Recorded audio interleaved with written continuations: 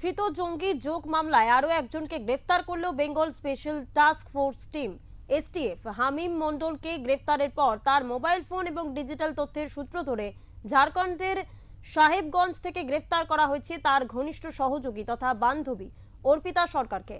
তাকে শুক্রবার রাতেই বর্ধমান থানায় আনা হয় এবং শনিবার তাকে বর্ধমান আদালতে তোলা হবে বলেই জানা গিয়েছে। মুখ্যমন্ত্রীকে মারার ছক করেছিল বর্ধমান থেকে গ্রেফতার হওয়া আইএসআই জঙ্গি হামিম মণ্ডল। এবার তার ঝাড়খণ্ডের বান্ধবীকেও গ্রেফতার করল পুলিশ।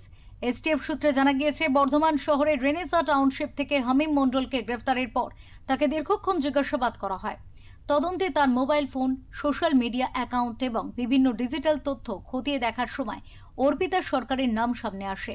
এরপর প্রযুক্তিগত নজরদারি, টাওয়ার লোকেশন এবং অন্যান্য তথ্যের ভিত্তিতে ঝাড়খণ্ডের সাহেবগঞ্জে অভিযান চালিয়ে তাকে গ্রেফতার করা হয়।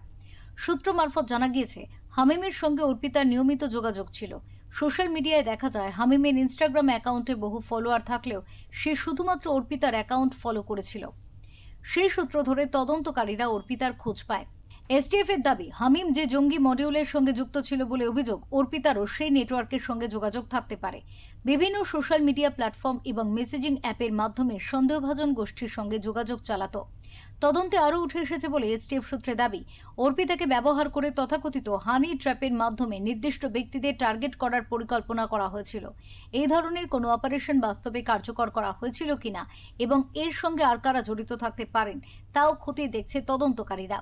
তবে এখনো পর্যন্ত কোনো রাজনৈতিক নেতা বা প্রভাবশালী ব্যক্তিকে লক্ষ্য করে পরিকল্পনার সুনির্দিষ্ট প্রমাণ প্রকাশ্যে আসেনি।